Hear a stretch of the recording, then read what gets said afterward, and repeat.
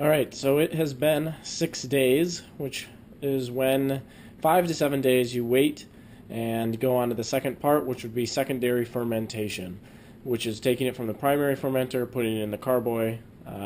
So here we have all the stuff we're going to sanitize. We need to use the hydrometer to check the specific gravity and make sure it's within a certain range. Being that my apartment's been a little warm, I have no question that it'll be within that range. I'm not worried about it. If it is, we'll just be doing this part in another day or two. Alright, and of course, the carboy for the secondary fermentation. I like to try and pour it so you get it to run off on the sides like that. It's really the only way you're going to ensure that you get it really good at the top. Obviously you can swirl it around, but in a big glass jar like this, it's hard to get it all. Alright, so I'm basically all set up here to siphon off.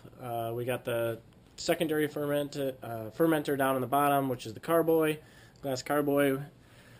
Go up to the tube. We got connecting it. You can see this part right here is actually a cutoff, so I can close that off and stop any of the wine going through, maybe at the end where you get some of the muck on the bottom, the dead yeast and whatnot.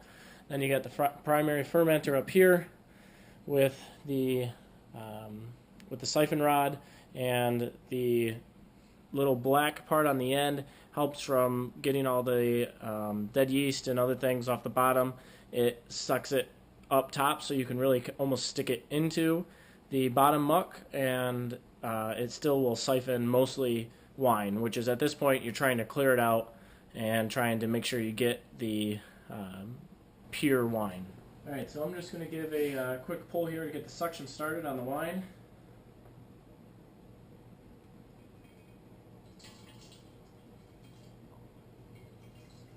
And I didn't get the best start as I got a big air bubble right here. I probably can't see it on the camera.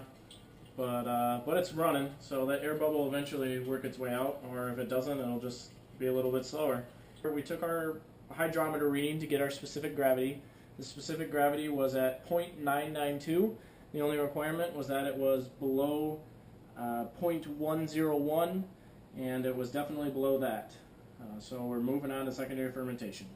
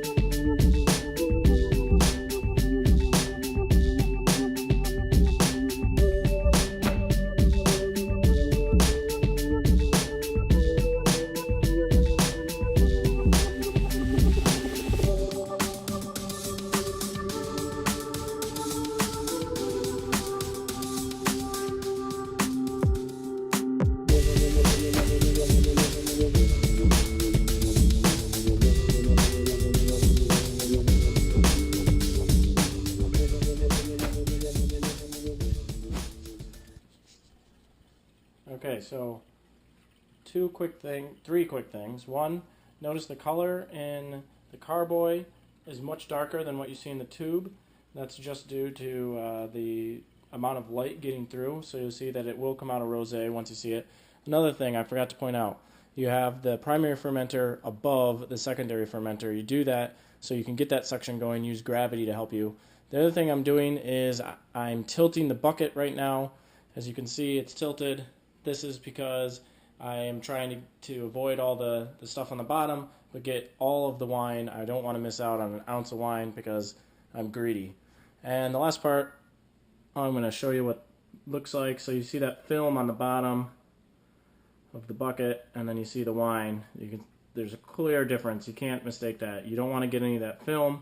You want to avoid it from being mixed up as much as possible, and you want to get all the wine. You notice that there is the wine isn't going to fill up the carboy, especially depending on the carboy you have.